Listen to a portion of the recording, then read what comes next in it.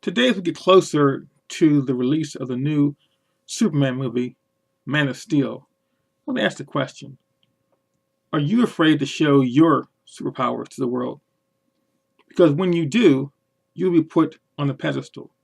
People look at you as if you're special, as if you are otherworldly, as if what you can do is so magnanimous and so just out there that they could only worship you and say that you are the superlative of anyone who could ever be.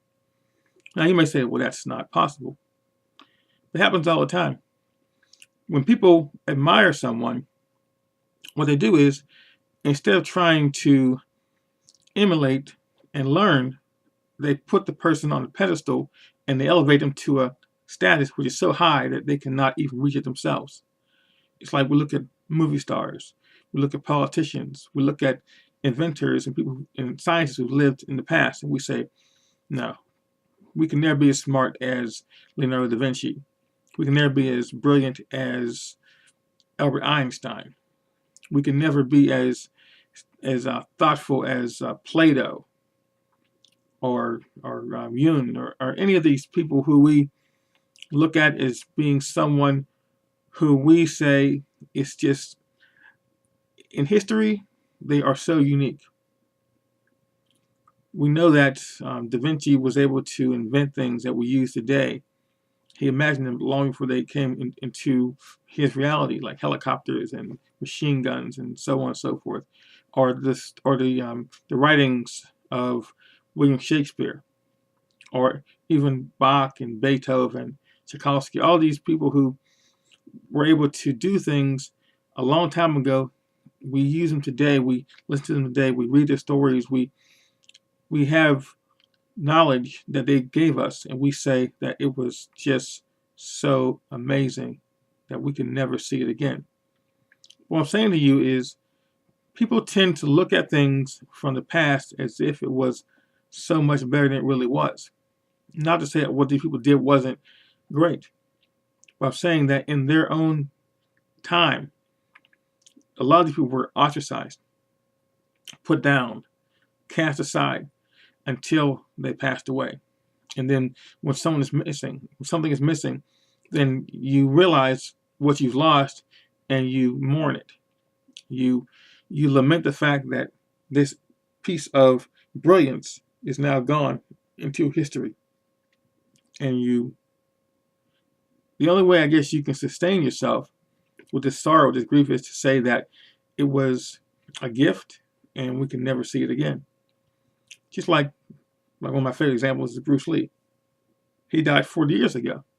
And people still say of him that he was the greatest martial artist who ever lived, and his teachings are just so venerated. And if he was here today, wow, But the point is, he was just a man in his time, and he was trying to do something, but he would not say that he was a stop point.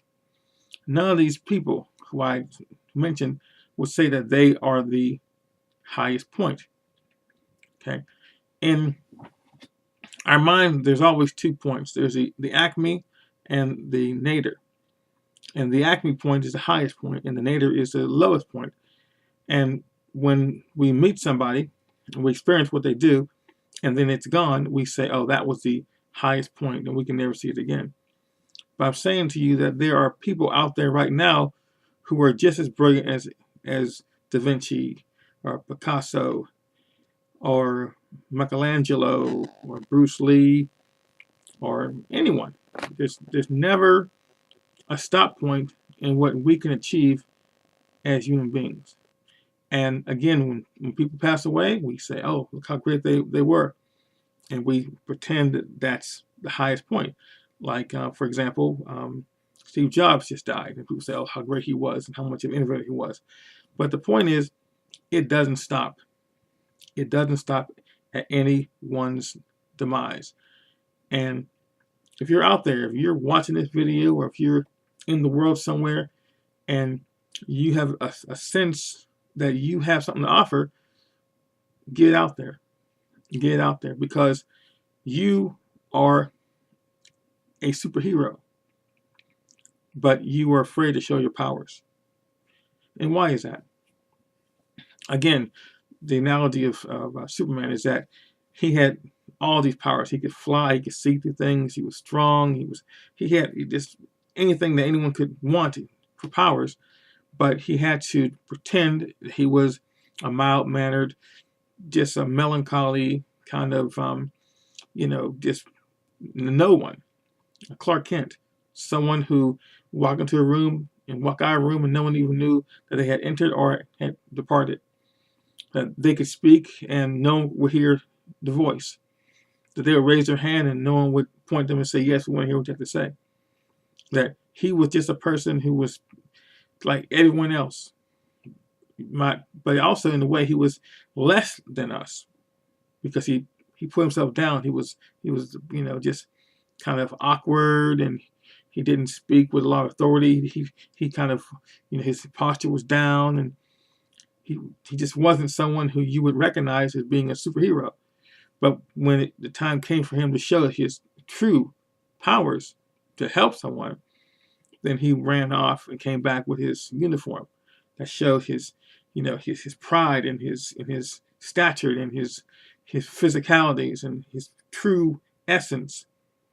And the world adored that. But again, if he were to try to walk down the street, people say, "Oh wow, you're Superman." They would bow to him and scrape and give him all these compliments and make it feel so uncomfortable that he had to find a way to hide so he could just be a person. And I think that's why a lot of us are afraid to show who we really are, because we feel that, if we come out of our shell, if we take off our glasses and take off our suit and show our true nature, then the world won't leave us alone. They just won't let us be who we, are in our downtime. Because everybody has a time when they're not super, when they're not, someone who has the idea flowing and the mindset of a champion and the desire to go out there and make it happen. That's being human. Okay, comic books are drawn and written by people who have fantasies.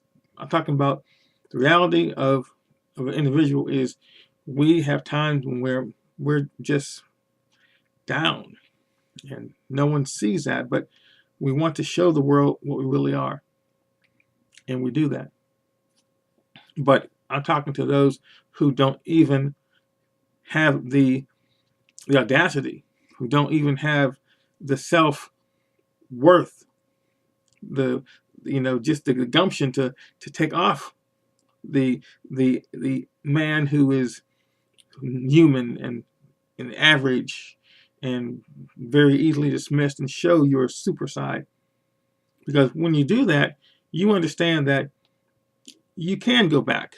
You can just be an ordinary person if you understand that your power is in helping people, and it's not in trying to gather legions to yourself, gather fans, and gather throngs of people who are going to just claim you as the best thing in the world, but showing yourself as a person who cares, and people can say to themselves, you know what, this guy, he was here, he showed me something, and it made me a better person. That's what a superhero does in real life. Reality, a superhero is someone who takes his or her essence and shares it with others and helps them to be who they need to become as well. So the best thing that someone could say after dealing with someone like this is that they felt as they did on their own, as if the skill that they were able to derive just came about naturally, and they almost forgot that they were taught because it felt so natural. And that's the essence of a superhero. So if you have something in you that you are afraid because you don't want to take on all this attention, understand that you don't have to show it to the world. Show it to someone who deserves to learn it, who could use it, and who will honor you by going forth and becoming that superhero for someone else. Thank you.